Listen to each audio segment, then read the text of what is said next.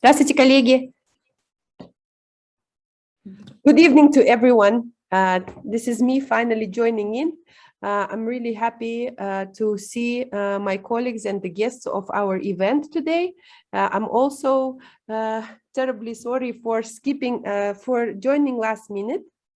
However, being a moderator, but I have a really honest excuse. I have been teaching this course with my students. I think they hear me right now and they're on Teams and they're listening to me, and I hope they have the link to join this beautiful event that we are organizing today with British Council. And my name is Dana Ahmed. I'm the head of the Creative Industry Center at Almayu, Almaty Management University. This is one of the first events that we are organizing this school year, and allow me to take this opportunity to congratulate our colleagues, mainly who work at the universities with the start of the school year. Even though most of us working online, I really hope that we're gonna have the opportunity to connect to each other offline at some point. And an interesting topic that we have decided to start this year with is the way how we see creative professions in our countries. And I think we all have this Soviet background that we all know of, that our just give me a second. We all know that during the Soviet period, all the creative professions were kind of felt as the non-financially sustainable professions. So if you're a singer or if you are an artist, you probably you're not guaranteed with the high salary, and this is the question that really bothers not only young people today, but mostly their parents. And this is one of the topics we're going to cover today. I'm going to use really the opportunity to welcome our speakers today. And the way this is going to be organized is that I'm gonna probably just introduce one of the speakers and ask one of the questions, but please feel free for speakers and for those who are participating with us just to join in at any point. Raise your hand and I'm going to give a word to you. One of the reasons why I'm working with this creative industries is that I truly believe in creative professions. And one of the reasons why I so strongly believe in these creative professions is the lecture by Sayasat Nurbek that I attended maybe 4 years ago, where Sayasat said that creative professions are the one that's going to be leading our future, because he really, right now he's working on studying the professions of future. And of course, I want to ask Sayasat, one of our first speakers from Kazakhstan, to share his thoughts on why he thinks the creative professions will develop further on in future from the scientific kind of point of view. Sayasat, please introduce yourself more and share your thoughts on this topic. Oh, thank you, Dana. Thank you. And thank you, and welcome to our roundtable regarding the future skills and future jobs.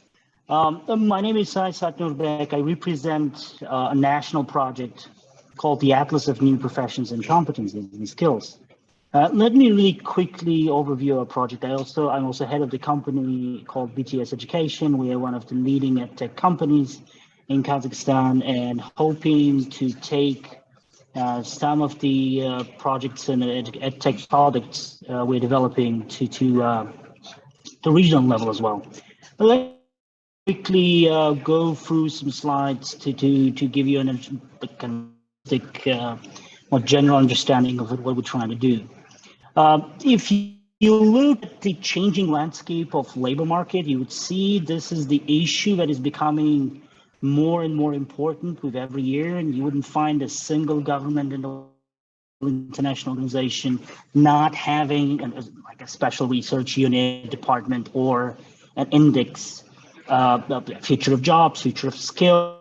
A lot of governments are now trying to build their own research frameworks or toolkits, like Singaporean government, for example, with a very comprehensive, very complex program called My Future Skills Singapore, where every Singaporean citizen $500, which he can spend annually to obtain a certain skill, upskilling, reskilling, limited to the skills that are important in the economy. And there are many countries who are now focusing on upskilling programs.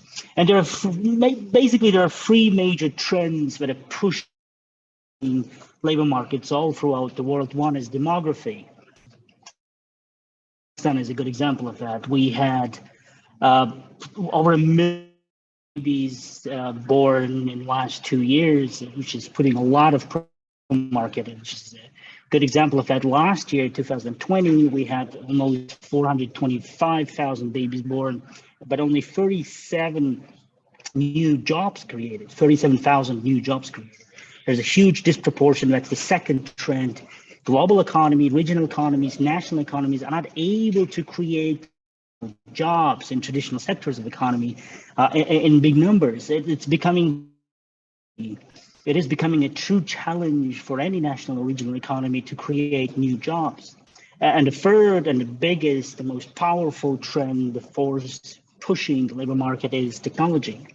I mean, it's being, if you look at an industrial level and a research level regarding the changing landscape of labor market, the pace of automation, so on and so forth, you would see now, they're ubiquitous. The digital technologies are now pushing, changing, transforming every single industry, even traditional industries like agriculture, like tourism, whatever.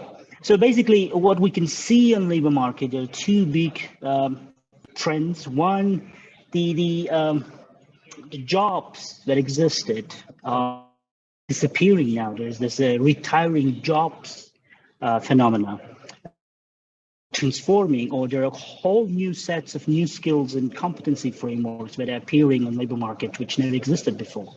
And the second interesting phenomenon, life cycle of a job is now diminishing. It used to be back 200, 300 years ago, a job would appear on the labor market, would grow, would mature, and then slowly go out of the market, and it would take centuries, it would take decades. But now it's taking several years. I mean, there are jobs that go as fashion.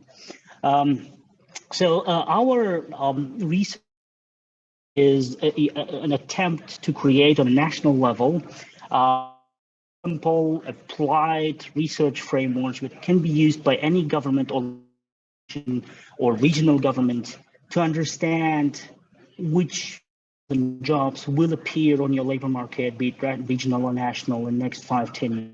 Which ones will go out and slowly disappear. We built our methodology based on International Labour Organization's recommendations back in 2008. The ILO created a special department to deal with the assessment of the changes on labor market.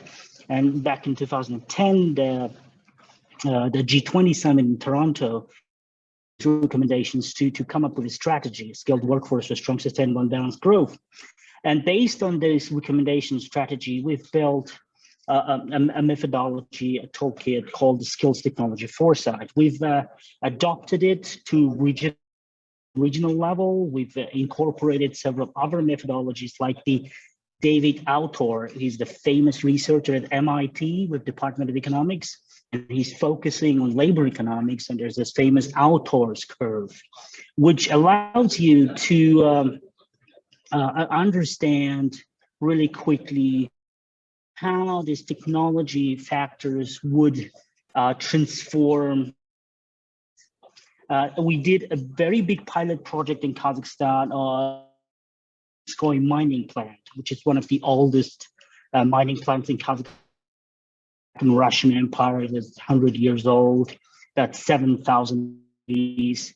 And that pilot project, gave us opportunity to hone the methodology, and we've come up with a certain map of new changing professions on this particular enterprise and this particular industrial organization. And we were able to build a complex upskilling and reskilling education programs for this particular plant. So that's the David Autor's curve. I'm going to finish the methodology. I'll leave room to as many discussions as possible. We can come up and talk about methodology, but in a nutshell, it allows you to understand how three major relationships appear or transform or deform. It's the relationship between a working environment and a toolkit and tools, and by how different forces shape or transform or deform, make this relationship disappear or form new relationships, you can actually new transforming or disappearing skills and jobs. So David Autor is that famous MIT professor. So we're using partially his stand. In Kazakhstan, the Atlas was launched by the decree of the president. We have finished the first stage last year, and we're now starting the second stage. The first stage was focused on 9 priority sectors of the economy. These are the largest, the biggest sectors of economy, which are declared by the government priority: mining, oil and gas, agriculture, transportation, IT, mechanical, tourism, energy, and construction. But this year, Dana, for your information, we have convinced the government, and thanks the Donat Jumin's efforts, he's the special envoy of the Prime Minister on creative economy. We are launching, we'll start preparation for launching separate creative economy and creative industries. But these 9 sectors, we've come up with 463 professions, detailed description. I'm going to send you the link to the Zoom chat so you can have a look the findings of the Atlas. It's done in 3 languages, Kazakh, Russian, and English, so we have full access to the ins and outs of the research. We have 239 new professions, 95 transforming, 129 disappearing professions. I'll give you. Atlas is now used in 3 major areas. One, a complex assessment model for the future of labor market and labor force. We are working very closely with Ministry of Labor of Kazakhstan. And 2, it is used as a professional career guidance, a professional orientation tool for the high schools and secondary education in Kazakhstan. So we've approached the ministry with a very complex model, how to use Atlas for everyday career in high schools and primary and secondary schools. So now from next year, every high school and secondary school in Kazakhstan will be using Atlas and some of the tools we developed for everyday career guidance counseling. And number 3, Atlas to upgrade the existing curricula in vocational schools and universities and higher education, and also to create new curriculum development, building new education programs for the vocational schools and universities. This is some examples how we use it, how we use the Atlas at national level, massive career guidance tool, tool to improve labor market forecasting and resilience. And I'll come back, I'll finalize for the creative skills, and really just wanted to give you in a nutshell what's the whole idea of the Atlas. And example of new programs. So drone operators are important in the mining sector, in the oil and gas and construction and agriculture sector.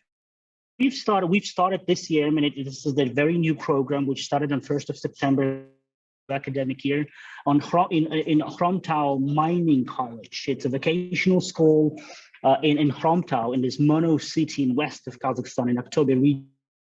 Provides basically education for these big mining corporations like Donskoy Gog I mentioned, and Kazchrom Corporation, and it's a lot of to retrain and train their specialists in drone operations. So we've started a program where the mining people, the blasting specialists, experts are now trained with this special module and training drone operators. And this is, it can be used in many operations, from blasting, monitoring, to the mining operations in mining sector. The program is done based on a triple helix model. Henry Iskowitz triple helix model. It is fully based on a needs assessment and skills assessment of these employers. It's an experimental education program. Come up with special algorithm. We agreed with Ministry of Education. So now every college in Kazakhstan can take Atlas, take a new skill or new and build an experimental curricula based bypassing this very complex academic bureaucracy, which is normal for any education system. I'm going to bypass that really quickly. So, this tool can be used by many B2B sector for big corporations, by many companies. And now we are working with a lot of big companies, not only in Kazakhstan, but also we presented the toolkit to Ministry of Labor of Uzbekistan, where they use the Atlas and new professions to build maps, future career maps for their professionals, and to build training programs to upgrade them. Just to give you an example, if you're interested, we are open to any discussions. We are happy to share all this and research methodology. We believe we build a solid, which is very applied, which can be used by any corporation or any country. And let me finally go and give you a couple of examples of some really interesting skills and jobs and creativity. It comes to the front page, right? Because talk about innovation, and innovation is this big new word. The article about innovation, it is the most frequently heard in all these big magazines, the BCG, Harvard Business Review. But when it comes to the key to innovative process is the actually critical thinking and creativity. The big corporations, they are really good in innovating, but when it comes down to the deeper it goes, that's where the innovation stops, because you really need to start with curricula, with primary school curricula. That's where you need to train creativity and critical thinking, because the main idea with this technology, this technological wave, there are only three things where people still excel: the AI and technologies. Thinking. That's where we are much better than AI, or we are much better in many algorithms that can process a lot of information. But when it comes to sarcasm, when it comes to humor, when it comes to understanding what's wrong and right, what's human and what's not, that's where we have a very unique advantage: critical thinking. And two is creativity. This really great article, I'm going to send the link that there's this with writing articles generated by AI, right? New York Times, Washington Post, the big newspapers, they use AI to generate a lot of content. But one of the key experts in the area says it's a road to perdition, because if there is more AI generated content, which is learning, and this algorithm will learn from original content written by people, by creative, with certain context, who come up with emotion, who put this content, this article, in certain life situation, that lived through situation. They share their emotions, they share their point of view. And the idea is, the lesser is the original human written content, and more of the AI generated content the lesser is the social base these algorithms can learn from. So it's a road to perdition. For saying, "Oh shit," yeah, I'm sorry for language, for language, but this algorithm will learn less because they cannot really successfully learn from AI generated content. They have to learn from human generated content.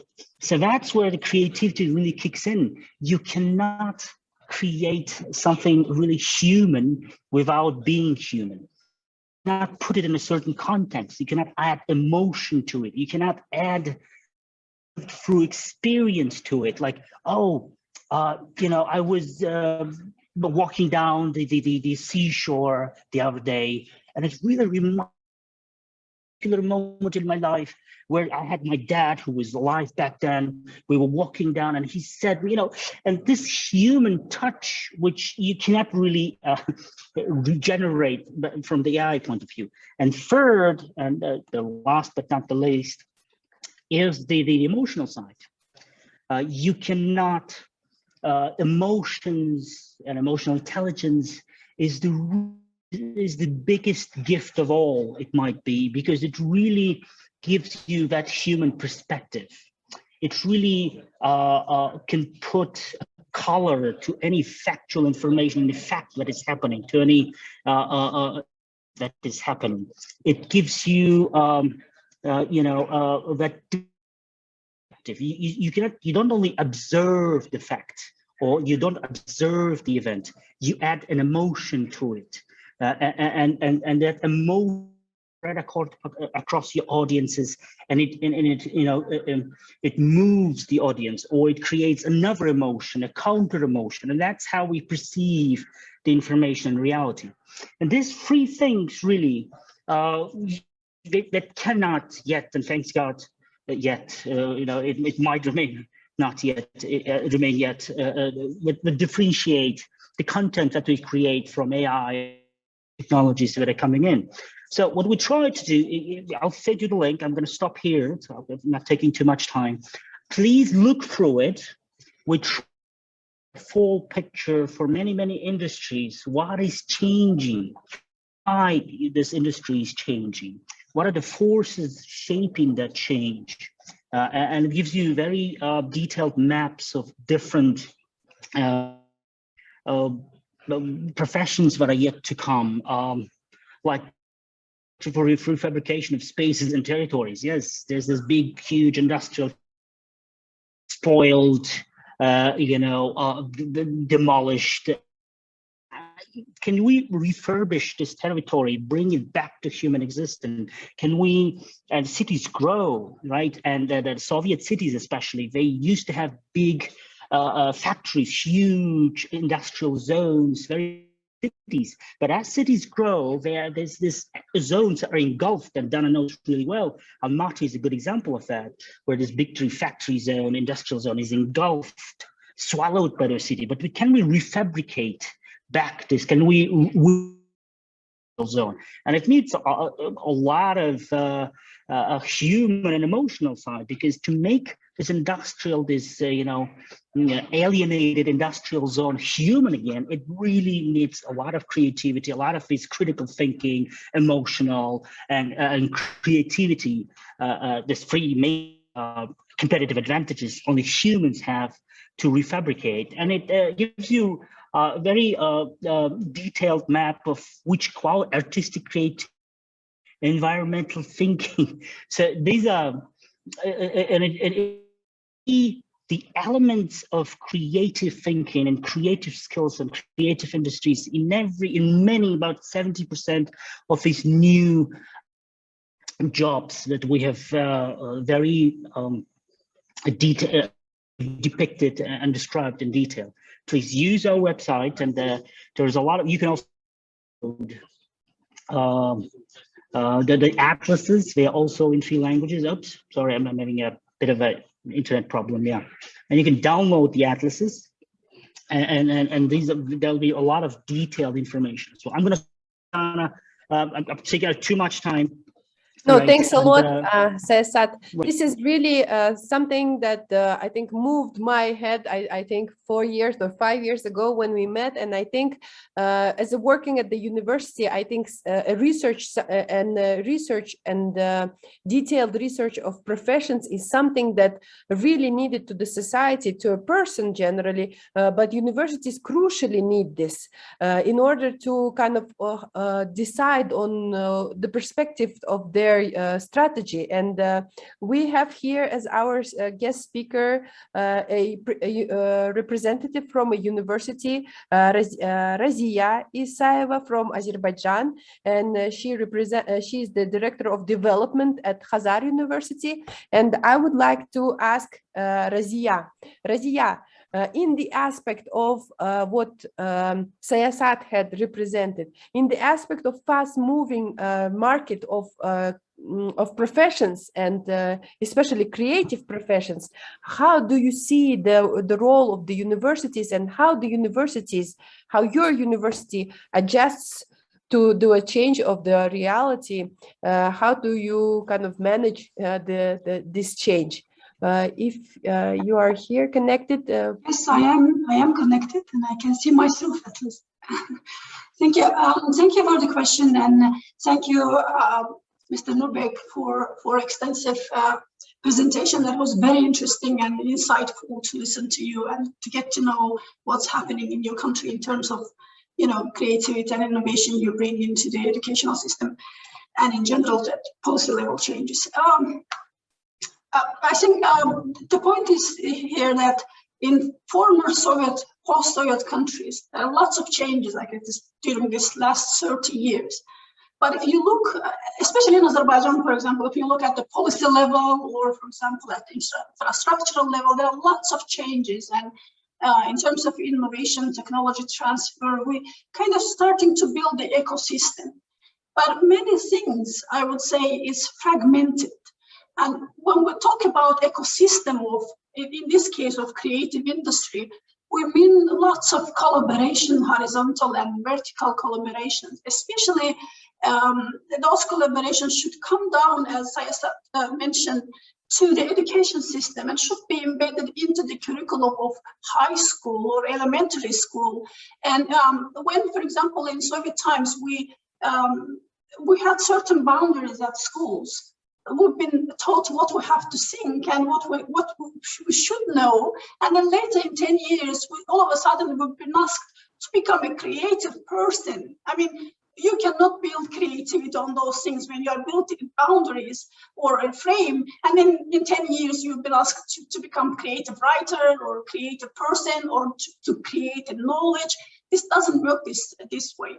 What I'm saying that when you build the ecosystem, in this case of a creative industry, it should be built as a system where actors, for example, the state, education system, and the industry are working collaboratively rather than fragmented from each other, which means that the changes in education system should be driven by the industry and supported by the policy or national policy. And only in this case, we will be successful of building ecosystems. And what we do particularly at my university in Azerbaijan, Khazar is a private university. And from the very beginning, we've been teaching in English.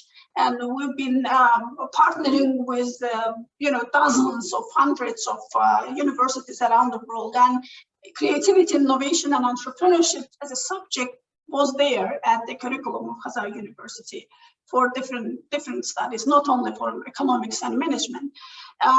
This is actually what we are trying to do, that contributing to the employability of our graduates, that they are not left alone or left without job once they are graduating from the university, but they are provided with better ability of skills, knowledge, and ability so that they can build their own business as well if it's needed. So then if you have more detail, please. Thank you very much. This is a really important insight. And I think the role of the government and the role generally of decision makers, people who make decisions on a government level right now is crucial for a lot of countries in our region. And I'm really grateful watching how Kyrgyzstan is working with their creative entrepreneurs, creative people. And I'm happy to ask Salika Urakeva from Kyrgyzstan's Kyrgyz Patent, a governmental organization, to share her experience and share generally the work, information about the work that you are doing right now on the governmental level, because this is a really crucial, you are a real crucial player in all this ecosystem. Thank you very much. Thank you for this opportunity to participate on these talks. Thank you, colleagues, for your presentations.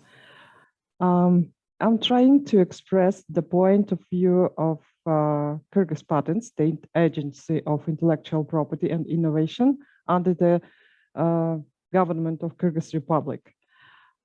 Today's world practices creativity for advancement and betterment. We see every day that the creative economy generates significant GDP and revenues. The engine of economic growth in Kyrgyzstan has traditionally considered export-oriented industrial manufacturing economy, which has proven the capital intensity and over a very long period of manufacturing industry and production.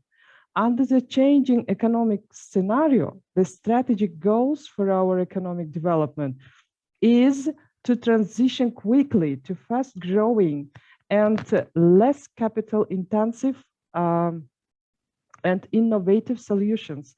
It's determined the support of new export-oriented and innovative sectors of the economy. In the National Development Strategy of Kyrgyzstan for 2018-2040, in Kyrgyzstan, there is no specialized classifier of subjects of the creative economy, indicators and parameters of creativity. The creative economy embraces and intertwines with concepts such as intellectual property and innovation. The general creative professions are the creator, producer, promoter, sales manager, because we should sell the idea or we earn money by our intelligence. Those professions are required in any direction of creative economy. The sector of the creative economy of Kyrgyzstan is represented by the following areas of creative industries. Publishing activities, 16% of all creative activities.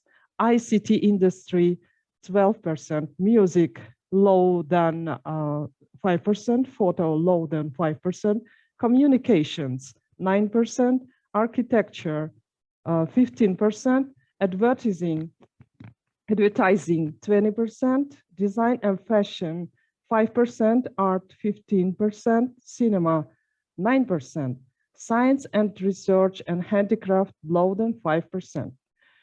Kyrgyz Patent is the registering government institution that implements IP and innovation policy. Registering intellectual property objects are inventions, utility models, industrial designs, trademarks, appellation of origin, copyright objects, computer software and databases, traditional knowledges, innovational proposals, selection achievements. Kyrgyz Patent is a member of work group on creative economy and supported projects and startups. Business entities engaged in creative activities are classified as small, medium, and micro enterprises. Sectors such as advertising, ICT industries, architecture, publishing, communications industry, certain types of art and cinematography, operating in the segment of the entertainment and recreation industry, are actively developing in Kyrgyzstan. This is due to the growing demand for products from the creative industry and the active digitalization of institutions. how the government is going to develop the creative direction. There is the project development, which called concepts of creative economy development in the Kyrgyz Republic for 2021-2023. This project is funded with the support of the United Kingdom government and implemented by DAI. Implementation of these concepts consists two stages. Stage one, formation of an integrated state policy for the development of the creative economy in Kyrgyzstan. Stage two, stimulating the growth of creative industries of Kyrgyzstan. Kyrgyz patents start by its own preparation of the roadmap of the Kyrgyz patent for the implementation of this plan, because we are members of this work group. As for society, there are creative professions because this is the growth area and almost a requirement to grow. Society recognizes these professions when they bring good results. The younger generation recognizes the profession, understands, and adapts quickly. As for their parents, they are forced to accept and they don't understand creativity because it is a new professional direction.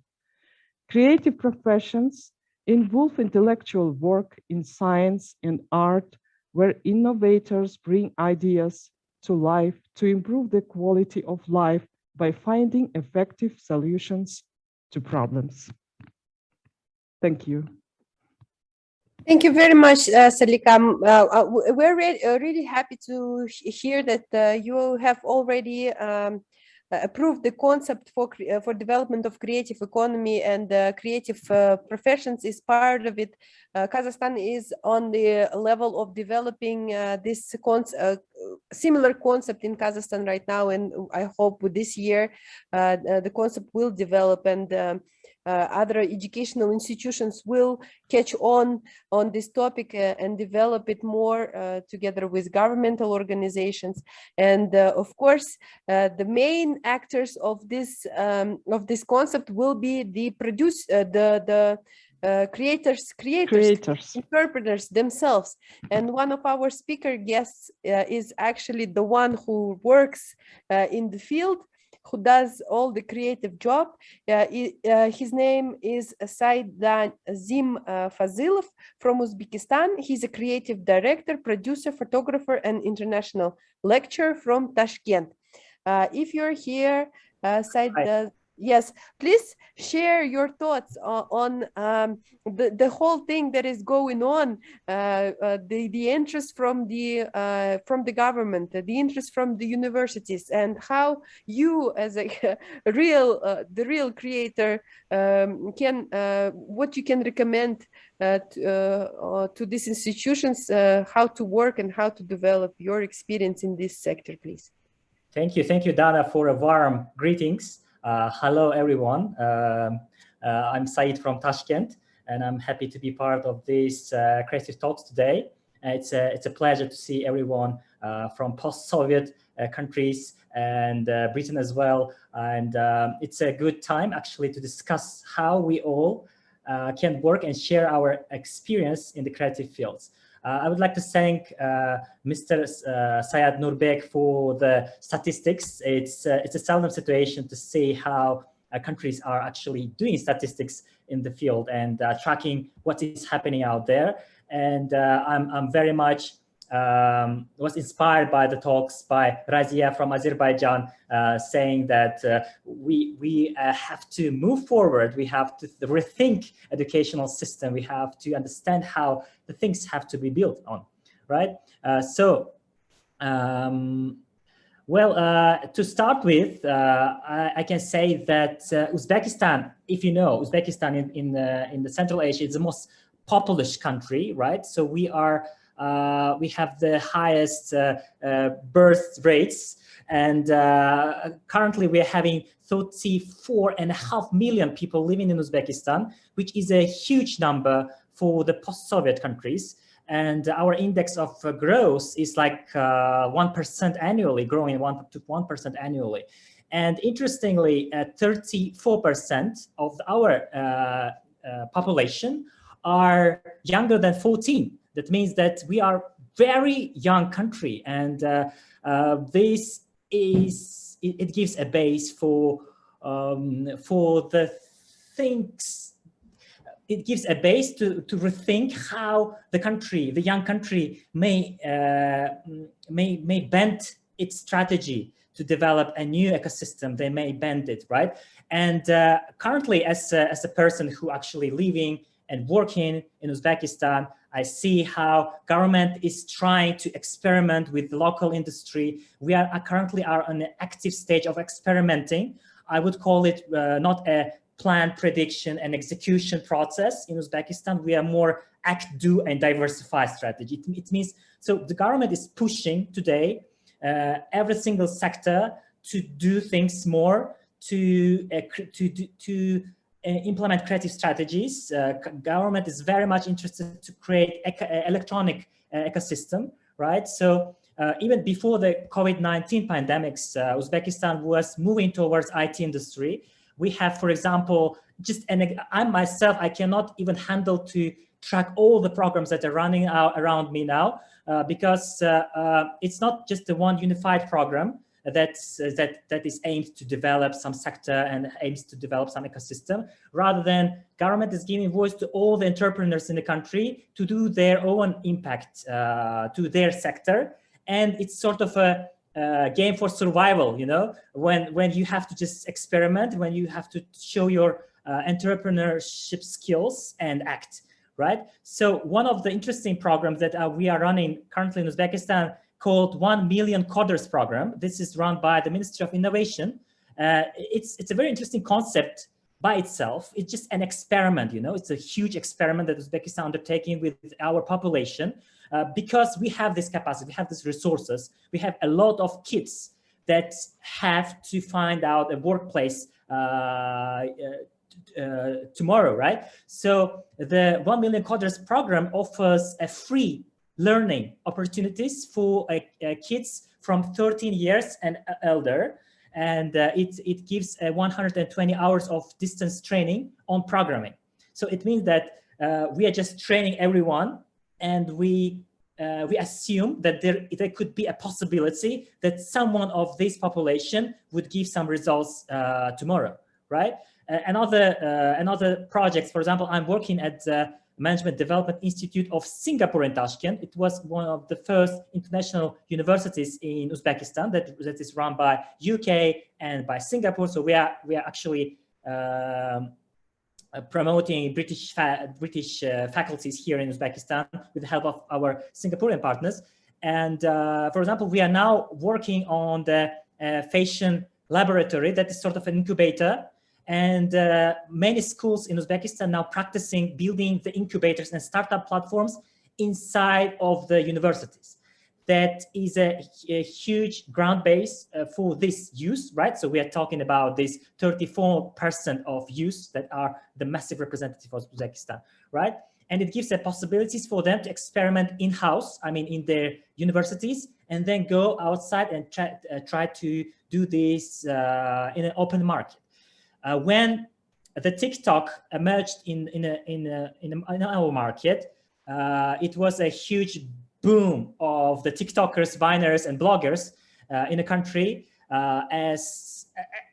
because we have this amount of youth who are actually are able to do something, they have this power and passion to do things, right?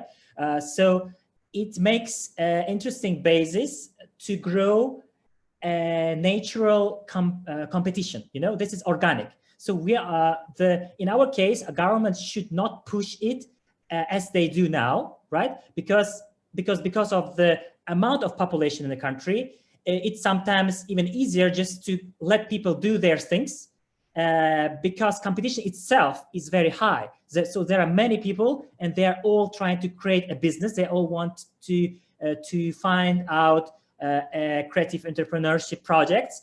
And because we are more, we are competing more as well. And it makes this sort of an infrastructure in the country now. If you ever been to Tashkent in the recent years, you will feel this energy, the energy of the competition now, because everyone, especially in the youth sector, everyone want to try to create some startup. Everyone is thinking of the new design project. Everyone to think of the interesting promotional concept, etc. And it really pushes the boundaries, and it makes the country moving forward in the creative industry, because you have to not just to do things right now, but you have to do things creatively in order to compete with your peers. Okay, so I think this is an interesting example. I mean, in case of the things that are happening in Uzbekistan today, we are of course having problems with documenting the processes. I mean, you know, in case of Mr. Sayat Nurbek, he created a platform that may historically document the process that is going on now in the country, right? So it gives you sort of a understanding of what is happening in the market, who is doing what. It's sort of a analytical, right, part. But you know, I myself, when I started to think of what is going around me now in Uzbekistan, I cannot handle this information because everyone is doing everything. This is sort of a melting pot, and you cannot even track where and who is doing what. For your general information, I can say that 74% of our population is practicing Uzbek language.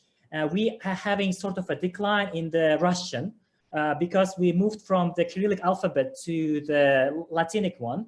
However, you know, it was sort of a unclear stage at the beginning when everyone started to select their own way. Some of the youth, they go and study Turkish, for example, right? We had this, we had a pace in the development of Uzbekistan when we moved to the Turkish side. Then I have a lot of my friends who learned Chinese because they see that the perspective that there's China is developing, and there could be sort of projects together with China. And I think today majority of our population are practicing English, and it gives an interesting stage when the new generation is consuming English information from the English books, from the English sources, and this makes a sort of, you know, melting pot of ideas and information inside. Because some of us are, for example, I myself, I consume Russian media, and I consume Russian information. I read Russian books, right? So it's easier for me to consume information in this way. Some of my friends are consuming, for example, Chinese books. So they are more into Chinese, Korean culture. They are more engaged with some, for example, TikTok, with the things that they're creating there in Asia. And some of my friends who do not even understand English, and they know only they don't understand Russian, they know Uzbek and English, and they're consuming, for example, British books, and they are getting information from that sources. And in terms of creative professions, in terms of the creative industry, I think this is interesting phenomenon today that we are having in the Central Asia, when everyone is consuming information from different points, and we are meeting up together in one place.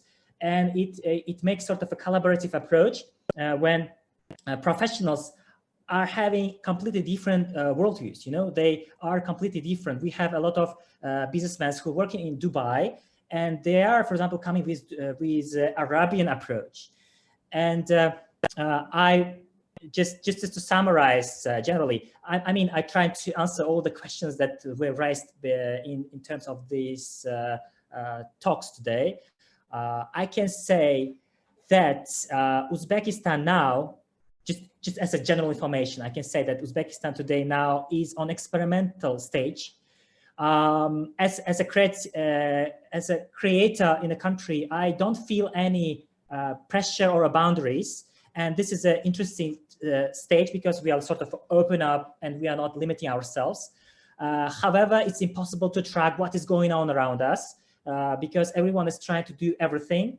And for example, we don't have exact statistics. I mean, we cannot now track and understand the whole picture, what is going on now with the creative and the marketing or whatever that is going on now in Uzbekistan. I think we have to wait, for example, 2 or 3 years when the market will be, I mean, this renaissance of the creativity will stabilize.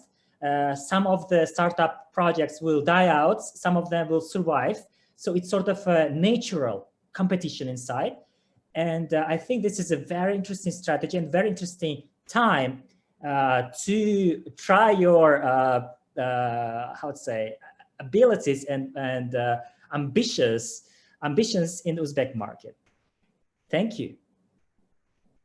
Really interesting. Thank you very much, Said. Really interesting on how generally I have this sense from you that the creativity, the whole society in Uzbekistan, emotional, yeah. they are really under experiment, and I think experiment as a status quo is something that we are experiencing right now in a lot of countries of our region, especially due to this thing with population being really young. And I think even though in Kazakhstan we don't have this much population, the population is pretty young in Kazakhstan as well. And this really influences the educational market. And talking about the change and experience, I myself work at the Almaty Management University. So mainly we teach management, economics, finance, marketing. But this year we have decided to open a media and film school. So we are experimenting as well with creative professions, I would say, understanding that there is this huge need in creative producers, people who manage creative professionals, manage creative artistic people. And I think every university is facing this challenge, and it would be really interesting to listen to ask one of our other guest speakers to share their experience and their challenges that they're facing right now with University, Ada University. And here's our guest speaker, Nargis Ismailova from Azerbaijan. She is the director of the Center of Excellence in EU Studies. Nargis, please share your thoughts and experience on how universities adjusts to the changes in creative professions, and what would be your thoughts on that, please? Thank you very much, Dana. Thank you, colleagues. You know, it was a real pleasure to listen to all of you, despite the fact that we are all from different countries. But it's very interesting how many common things we have together. You know, same challenge, same objectives that we have. So yes, as you said, I'm representing Ada University. We do not have any creative specialties in our university, but we do have very good projects with different universities of Azerbaijan and UK, and also on the Creative Spark project. Our partner was another university, and during the several years, we were trying to monitor the situation in Azerbaijan, what's going on with creative industries. So what is the market now for students of these professions? And as colleagues from Kazakhstan mentioned, we also, you know, mostly for time being, we're concentrated on oil industries and oil sector. But recently, several years, there were different efforts of government to diversify the economy by developing non-oil industries and promoting its competitiveness based on innovation. We have different legislative frameworks in the field of culture, which were introduced in a more entrepreneurial model, promoting management and private initiatives. There was promotion of cultural activities in the region, and also recognition of creative and culture initiatives as a driving force for tourism development. And what we can say that, of course, last 1.5 year, economic impact on creative industries has been among the hardest, since activities such as theaters, live music concerts, all these creative performance places, they were closed. And there were ideas that crisis led a very clear trend in the industry, which is digitalization of this area. As you may know, another website by our government on creative arts was introduced, where all creative industries, entrepreneurs, there was initiatives to bring them all together. And also another very interesting thing is the development of ABAT centers, which is supporting family-owned businesses in creative industries. This is actually very clear examples of strategy of government in industry development.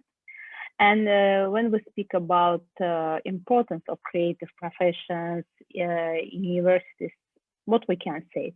Of course, we have very rich culture. We have, our poetry, music, which have played an important role in our national self-identification. And somehow it's leading to building these creative things. And of course, creative industry in Azerbaijan is not yet fully accepted by society, because for many, many years, civil service in Azerbaijan, governmental position, public administration positions, and then after that, oil, economy, this banking thing. So people, society, they think that this kind of professions are more privileged, let's say more profitable.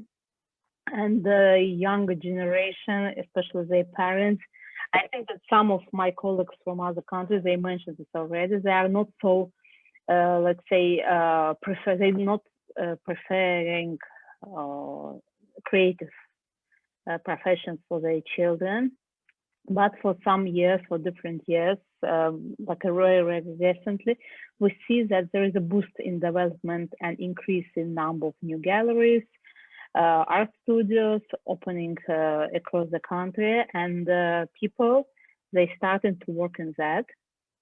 Another thing, new positions, new specializations in creative areas are recently opening. For example, in our partner University of Culture and Art, they now have a new master program on art management, and this is this shows that indeed, so universities, they are trying to increase this creative part in their curriculum, in their education. Again, we have also different platforms which are boosting understanding of contemporary art. Festivals are taking place across the country, showing new talents. So we have young Azerbaijani musicians who are taking prestigious awards on international arena, and young generation seeing all that. Again, they are also trying to, they start to wish to continue their development, their profession in these areas. So mostly like this, that's what I wanted to add on this topic. Thank you. Thank you very much, Nargis. Really interesting. Interesting to know what is going on in our neighboring countries, and you're really right on the fact that we do have the same problems, and the pandemic brought on a lot of problems. And I think the fact that we're sharing our experience right now is really important.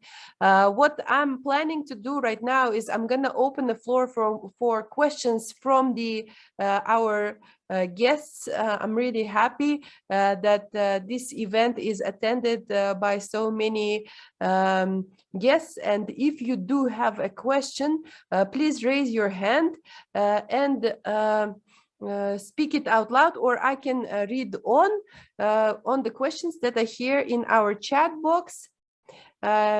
This is a question from Larry Sayasat to you, and it says, thank you for an interesting presentation. To what extent do you think the model you have discussed can be integrated within the traditional enterprise sector in Kazakhstan?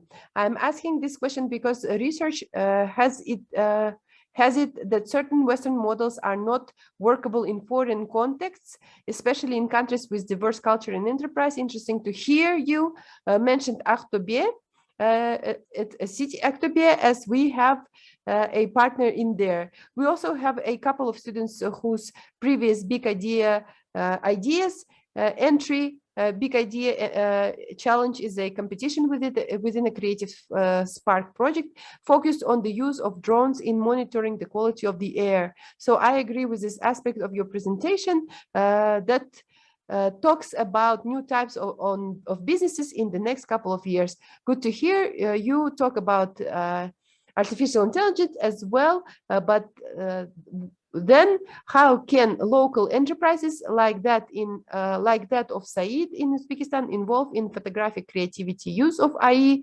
to maximize the profit and give them competitive business advantages within their ecosystem? This is a question from okay. And this is a comment to Razia. You made an important point by saying that you cannot build creativity with boundaries. Okay, if the question is addressed to Sayasat, so Sayasat, Yeah. I would like to Thank you, Dan. Yeah, comment. Yes, it is a very long question, a lot of statements in it. Yes, but I'll try to kind of split it into several short statements. So one, yes, the basic research framework, the core of the research framework, is based on ILAWs, kind of Western methodologies, but we try to make it as applied, as down to earth as possible. It involves, I missed the slide, I kind of skipped it, but I shouldn't have done that. It involves a lot of local experts. So for these 9 priority areas, we've involved about 2,000 local experts on different areas. So it is based partially on a methodology designed by Rand Corporation called the Delphi method, where you build rosters of experts, right? You build this long list of experts for each sector, for each area. And then you do a lot of cross interviews and a lot of cross references between them. So we also used foresight methodology, a future studies methodology. And I sent a link to an article published in Journal of Future Studies, which kind of focuses more on the methodology side.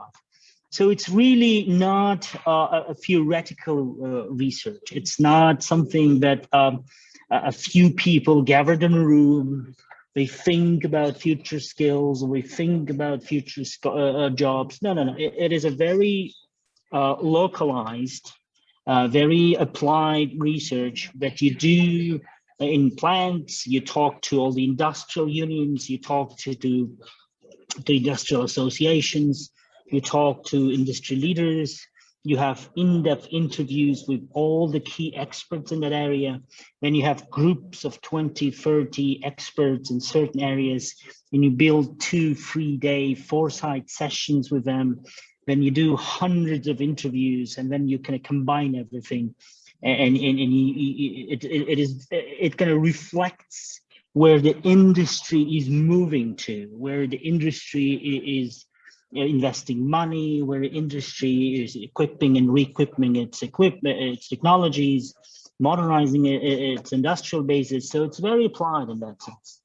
And if you're interested, we could talk more about that. And then we believe we could, it's quite universal. I mean, it can be used at many levels. It can be used at national level, like we did in Kazakhstan. It can be used by regions, and we do a first pilot project in Pavlodar region, for example, at a regional level. And it can be used by big companies, like large plants, factories, to have a better understanding how to train and retrain their personnel in 5, 10 years time. Number 2, the main idea actually of the Atlas is the main focus of the Atlas for the time being is to get the education system, to refocus the education system on needs and changes and demands of industries.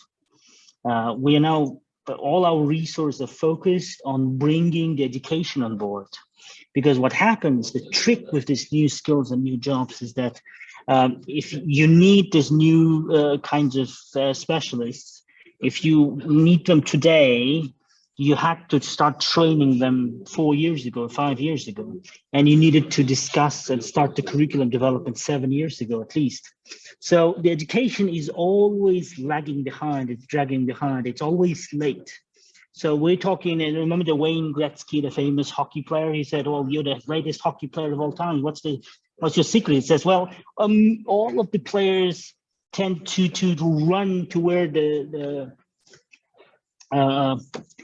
puck is, and I try to go to the place where puck will be, right? So the main idea is to get education, understand the trends, understand the demands, the new demands of the industries, and try to be on time, right? So that's the main idea of the atlas, and we're starting about 20 new curricula this year only. And cybersecurity, drone operations, VR, AR, and so on and so forth. Yeah, Dana? Yes, thank you very much, Sayasat. I don't know whether Saeed and Razia would like to comment anything on this big question. As you are noted in this question, I give you the opportunity, or you can think about it and share your thoughts. Tanan, thank you very much for asking. I think we always, when we talk about creative industries, we confuse some things. We confuse it with, with two definitions, like creative industries when people or the economists create the knowledge and then transfer into the, money. Or the other definition says that creative industries are coming from arts, music, and, these spheres. But when we talk about creative industries in the Creative Spark project that's supported by the British Council, we talk about creativity innovation brought by creative people, which in turn becomes an entrepreneurial activity that brings money to people's activities. From this perspective, I truly agree that there are many things in our countries, as we mentioned in the beginning of this speech, that there are many things are taking place in these countries. The only thing that we need to have it operationalize these activities or integrate these activities, like we talked previously, integrate this horizontally and vertically, when these all actors are cooperating between each other, so that education is not lagging behind the industry, as Sayasat mentioned in his speech. This is actually killing us, people from the education sphere, that industry is going on and developing, prospering, and the education is lagging behind. There is a certain aspect of distrust between the industry and education system. So this should be rebuilt and reviewed. And I think there should be done some certain review of the entire system. Who are those players, and what are the roles and functions of all those players in this aspect? Let me go back to the question, the popularity of the creative industry. Once the reputation of the creative industry is built, which means that it pays off people's investments, which means that people build a trust in the system, that they are ready to invest their time and energy. Here we talk about human capital and financial capital. If we review the system, at the policy level or at the state level, if there are investments high enough to be attractive for talented people, for those who want to share his creative ideas or bring an innovation, whether he is ready to give up his time and energy for something that is not giving up the return on his things. So I think the question you raised in what we have received previously, this is a pure research questions. And truly, we don't have full answers to all those questions. And I think this comparative study can be conducted to see what's going on in our post-Soviet countries in terms of, creative industries and knowledge economy, driven by the creative industries. Okay, yeah, thank you. Yeah, thank you, Razia. Thank you. Dana has a little technical problem.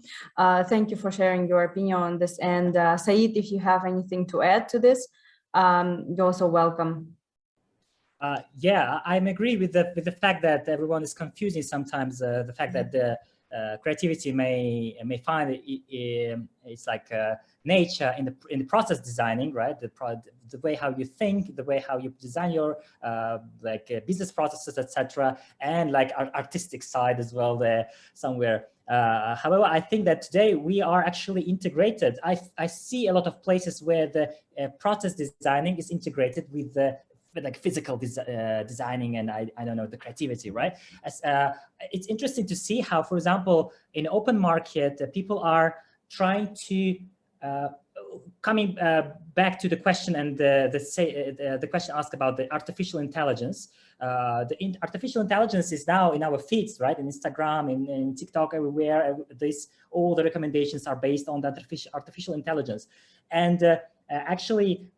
It's interesting to see in the open market how the creators, well, generally they are following the system of the social networks to get some result. So in order to get some result, in order to go to these recommendations in the TikTok, you have to follow some rules. You have to understand how algorithms are working.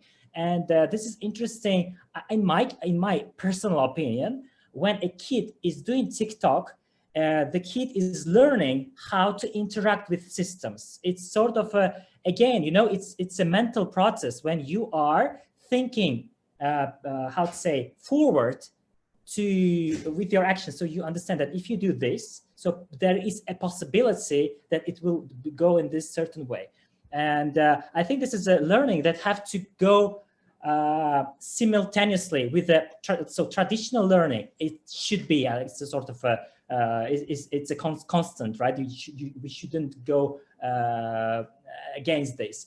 However, learning by observing and learning the IT industry by trying these technologies is something that changes and completely reflects the attitudes and worldviews of the new generation. So I personally, because I contact a lot with the new generation, with the people, the content makers who are working today, they are, you know, like 13 years old, 16 years old, so they're very young, but they are thinking very smart. So they understand what they're doing. They're not just doing it because they want to have some fun. This is a reason why we have to develop our creativity in all the possible ways. This is, how to say, a recipe for success. This is me again. Terribly sorry for having these technical problems. Just lights turned off and everything turned off, and I could not fastly reconnect. I'm really sorry for Razia not to hearing you out, and Said, I just hope that we are here right now commenting on the question that were addressed in the chat room. And if you allow me, as a moderator, I would like to comment as well on the fact that I think our countries generally trying to modify what is going on in the West and try to adjust to the realities of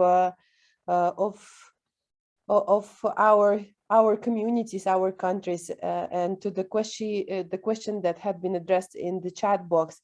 The thing is that I think what we should start doing, or I know already successful examples of that, we are starting to coming up with something of our own. Not talking about the methodology of the research, but something of content-wise, something of when talking about the creative professions, something maybe that had been in our communities long before the West became the center of the civilization, as you allow me to put this way. For example, Kazakhstan lately is becoming pretty popular on the international level because of this, because of our music artists. And I think music and performing arts, musical performing arts, is one of the competences, skills that Kazakh population has been developing for a long while in our society. I don't know, maybe this will sound close to you, but as I remember my childhood, I really strongly remember every time the family gathering is there, the songs are being sang, young people are singing, older generation are performing different musical instruments. This was part of the society. And then something changed, a couple of generations changed, and this kind of notion diminished. But when we're talking about education, non-formal education, family education is something that is so important and so important to a person, and it had been there in place for Kazakh communities for so long. It's just we'd never have thought of it as something in a scientific way. We never thought of this. However, music is such a big part of an ordinary Kazakh life. It had been always, and this creative skill that had been raised in almost every child in the Kazakh family is such an important thing when we talk about creative professions and talking about how we copy or do not copy, or how we develop something. I think maybe examples like that exist in any country, and maybe it's time that when we talk about creativity, uniqueness of one's culture, I think maybe it's time to look not on the West, not on the East, but look inside. And I think there's a lot of things that we can find there. If you allow me to comment on something. I think the floor is open for other comments, talking about the professions, talking about the creative professions. There are a lot of challenges that we're facing right now. Maybe there are younger people that could comment that are participating today, or ask any questions. Please feel free to do this. The floor is open right now. If not, I do have a lot of prepared questions. And as a university worker, I work with the students, and it is really interesting how they comment the fact of being creative professions being prestigious, being like being wowed on is not really a fact. Wow, he's a financist. Wow, he's an economist. Wow, he's a lawyer. She's a lawyer. This really sound really cool in Kazakhstan. However, the situation is changing, and maybe some of the speakers can comment on the fact why and how creative professions can become prestigious in our society, what we as a society should do in order to make creative artistic professions more prestigious. Please, anyone who is interested in commenting. Maybe I can comment, just not comment, but maybe make addition. Dana, you are absolutely right, and I also mentioned this during my brief, that indeed for many years we had another professions being more prestigious, like lawyers, economists. Many, of graduates, they were wishing to work in the oil sector. But what we can see now, but it's very, very recent, just maybe a couple of years, that we see more people, more professional in creative industry, mostly not as representatives of companies, industries, but as a self entrepreneurs. So, and we're also what we can mention and what we see that our this entrepreneurs, creative entrepreneurs, mostly they touch upon our some national traditions, some motives. They are trying to bring it alive, to make it again modern. But it's mostly painters. We see people like a fashion designers, again, as I mentioned, musicians. And what I think is important, again, governmental initiatives, governmental support, also universities, promotion of relevant faculties, curriculums. Another important thing is marketing. There should be very strong marketing campaign, you know, in order to break this how to say, I forgot this word in English, stereotypes, you know, and to show that, yes, this industry, this creative profession might be also somehow profitable, so people, they could go in this direction. Thank you. Yes, thank you very much. I would like to share this experience of my own at the time working at the Narcos University. We had this Creative Almaty Day, an event where we have invited creative artists in different sectors. One of them was photography. And there were different photographers who shared their experience. And even among the photographers, there were stereotypes against male photographers. One of the photographers, she said, well, I'm a lady, I don't have to provide my family, so I'm doing photography, and this is how I earn my money.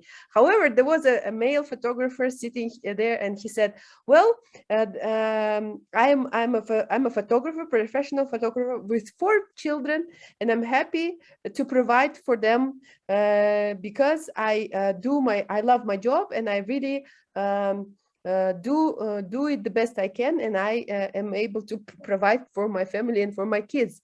So it really the example shows that even the professionals themselves do have stereotypes, and unfortunately these stereotypes and breaking the stereotypes is something that is a measure of time, and we do really need good quality research and good quality discussion and action from the government in order to change this. Please share any other questions if you are interested, or in raising any topics connecting to creative professions, creative skills that we're talking right now. Thank you for your comments. Okay. There is a comment from Nadir. Nadir, it seems that creative industries may not be given an opportunity to breathe and develop at a large scale like other sectors. When it comes down to educating people on creative fields, there is an immense lack of perceived value.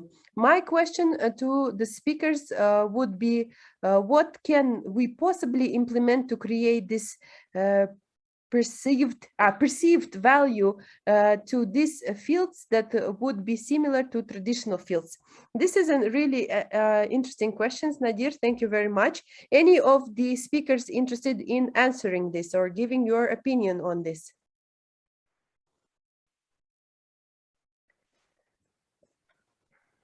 How can we make, what can we create, what can we do in order to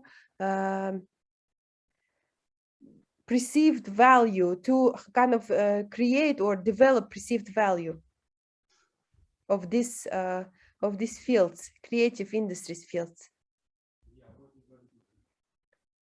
I think, Dana, we talked about this in our previous session when Sayasat and I and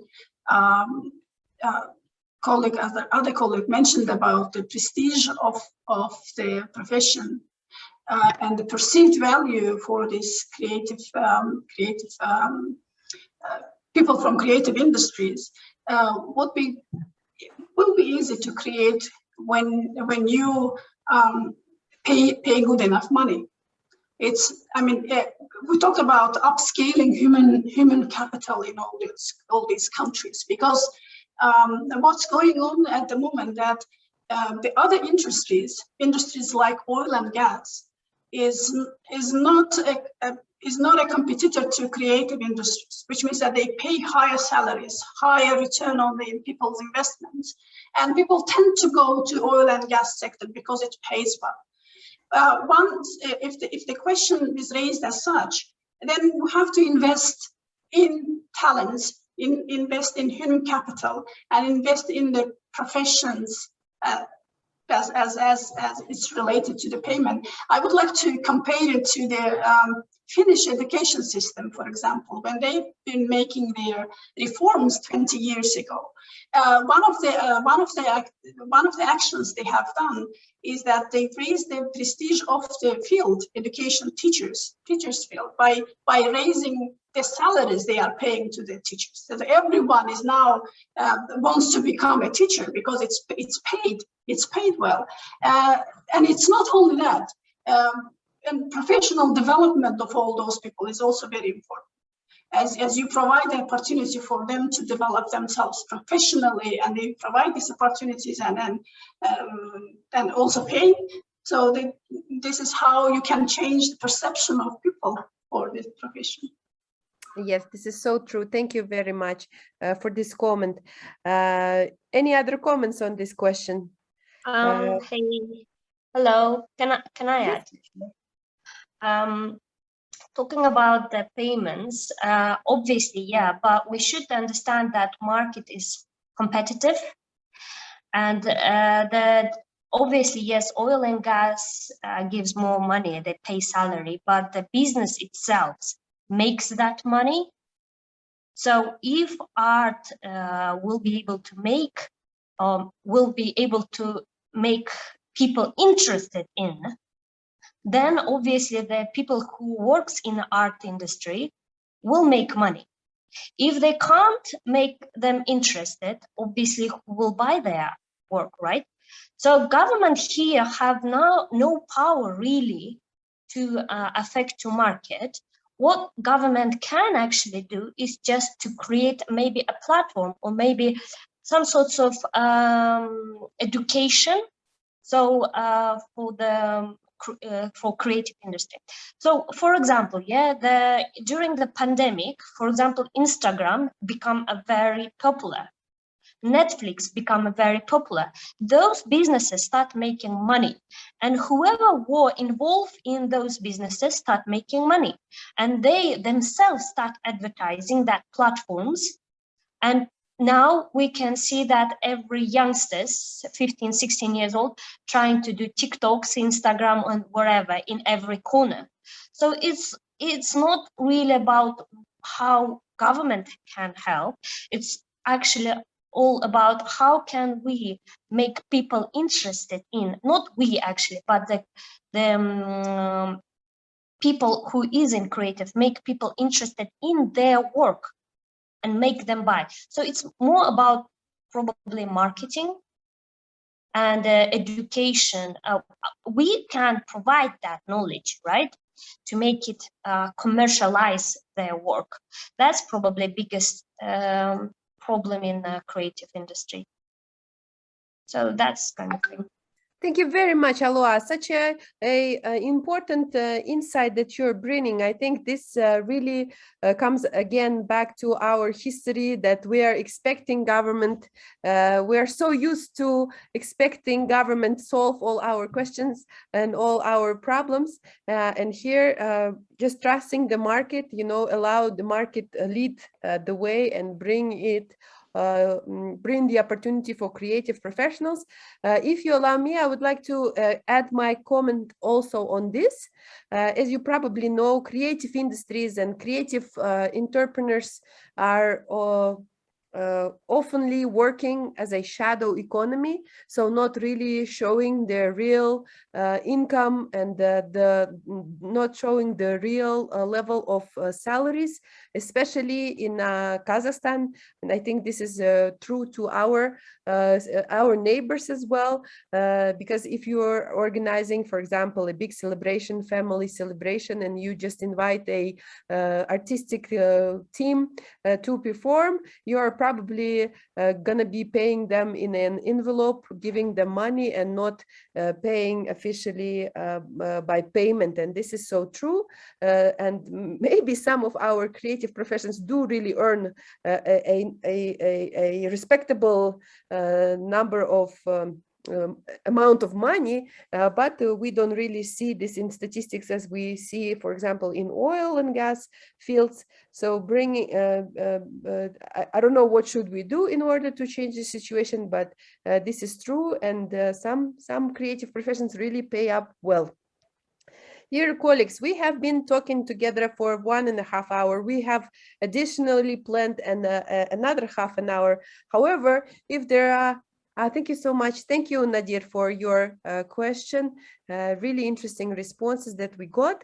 Colleagues, if you would like to bring on some topics on this, some other other aspects of our topic that we're discussing right now, this is the time to do this. If not, I think it is okay. I have checked with our colleagues from British Council. It's okay if we round up a little bit later or earlier. Sorry, and I am happy to kind of resume on what we have discussed. I'm really thankful to all the speakers for your time and for your input. Cannot find Larry. Yes, yeah. please. I'm so sorry. I cannot find the icon to raise up my hand. Is Said still there? Because if he's still there, I think it would be a very, very good idea if he can briefly tell us how he was able to scale up his business in terms of finding funding and then scaling up. Because most young entrepreneurs, they do have this problem. They have the brilliant ideas. Think about the big ideas competition. Every year, we receive about 50,000 ideas.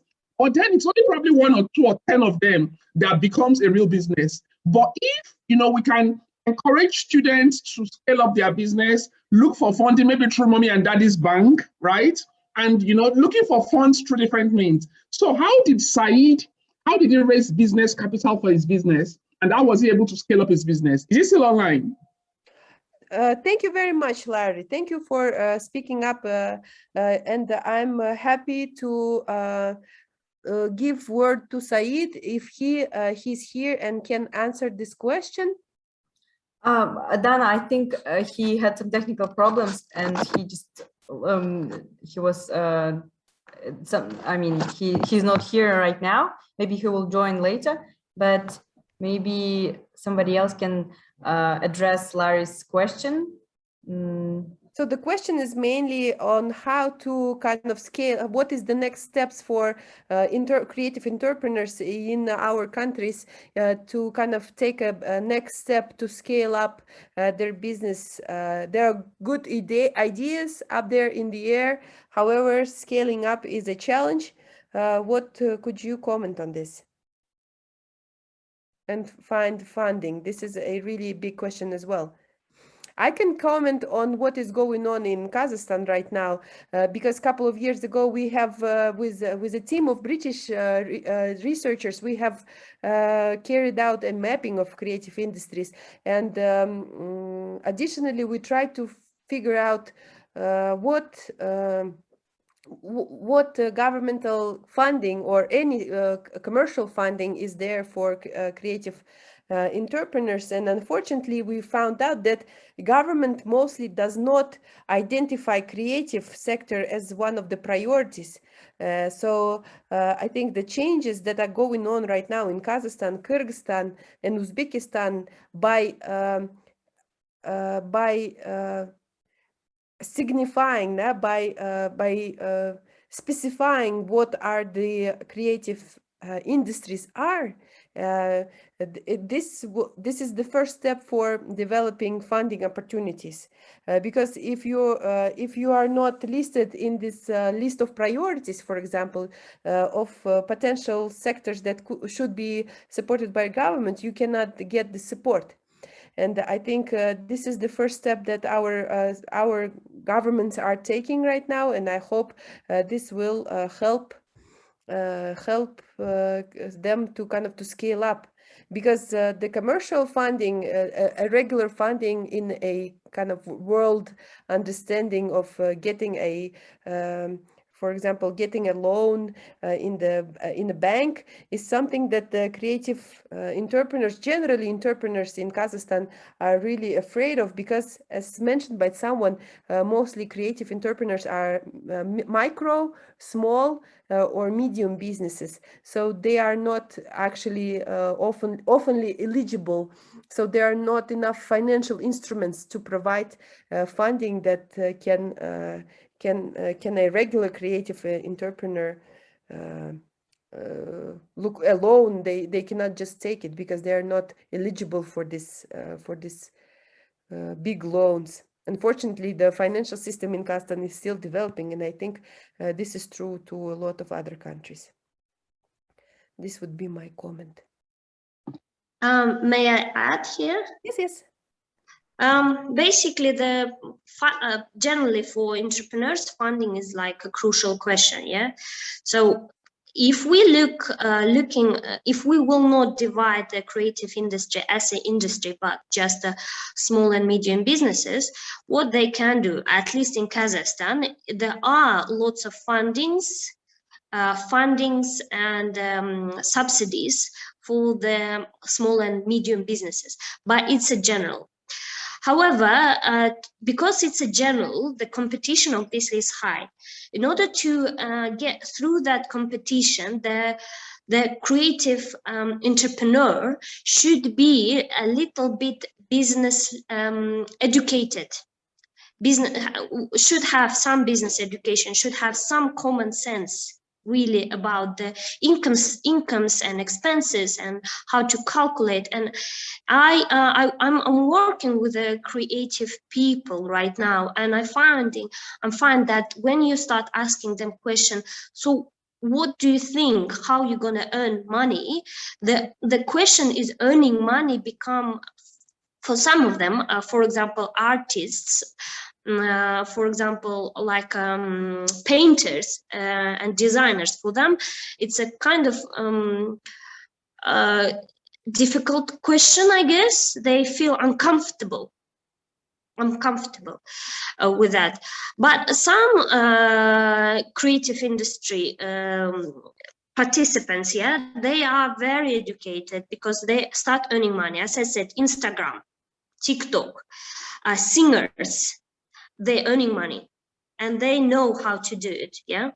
But others, like again, yeah, the painters, for example, they have no sense, nothing.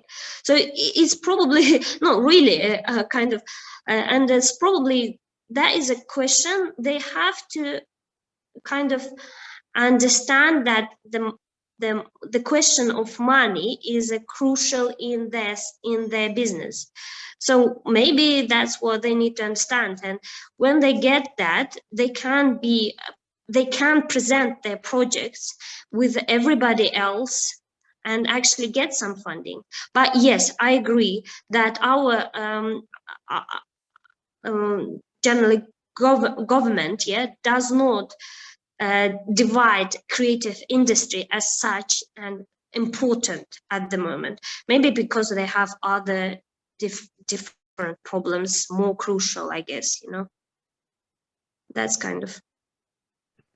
I think the fact that we are developing the concept of creative of development of supporting creative industries right now is really a good news for us, because I think a lot of things is going to change, and honestly hoping that there will be more funding opportunities.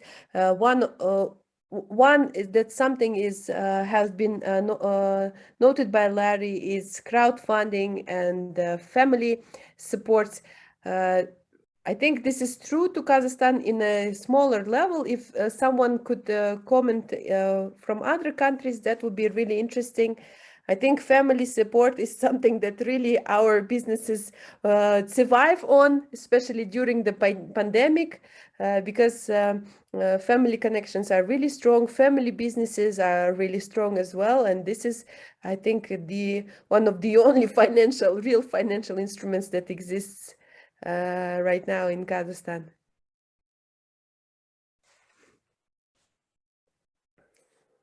Dear colleagues, I see Sayasat sharing here some articles, I think articles or books. Thank you very much, Sayasat. I think this would be really useful if you want to comment. No, not really. It's just some of the great books I'm reading for the moment. I Yes, just thanks wanted a to lot. share with you on creative economy, entrepreneurship, and creative, some food for thought. Yeah, thank you. Thank you very much, and I really hope that this discussion brought a lot of food for thought for all of the participants.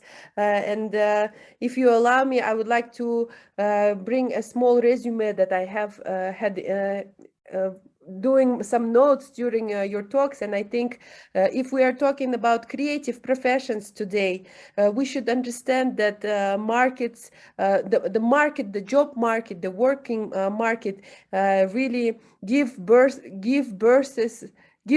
to new professions and kills new professions really fast. The reality is changing so fast that we have to finally forget that we are on the post-Soviet kind of position and should carry on. And I think some of the examples that the speakers had shared, the kind of experiment mode that a lot of our countries are working in right now, in any market, especially job market and especially creative job markets, is maybe a successful kind of way for developing more well thought strategies on developing creative professions market. Really interesting note for me was that the language really defines what we consume. I think language especially defines creative people, because this is the mindset, the worldview really goes through the language, and I think it's really important for us. It is important for all the stakeholders of this big ecosystem to understand the reality that the young people are living in right now, the universities, the creative entrepreneurs themselves, and especially the government, even though it had been noted that we should not really hope for the change from the government and bring the change ourselves. There is a lot of examples, especially noted from Creative Spark project that we are all part of, that has been moving the situation, has been changing the situation with the attitude towards creative professions. I think this is really important. This is the impact of the project, and every one of us who are working in this project are the kind of impact and change bringers. And I'm really grateful for you, for everyone who is doing this work with Creative Spark right now, and generally with creative professions. Thank you very much for your participation. Thank you for your time. Thank you to the British Council for organizing this event. I'm really happy to spend this 2 hours together with you. Sorry for technical issues, and we will be happy to see you on the next events organized together with our Center of Creative Industries and the British Council. Thank you very much. Thank you, colleagues. Yes. Thank you, dear speakers. Thank you, Dana. Thank you, Almayu and Creative Industries Center for partnering with us and organizing this. And thank you, Dana, for facilitation. We hope to see everyone now next We Talk, and hope that it will be a good tradition in our region. Thank you very much once again for your input, dear speakers. Thank you. Nice meeting you all. Nice to meet you. Thank you. Bye-bye. Bye-bye. Mhm. Bye-bye. Bye-bye.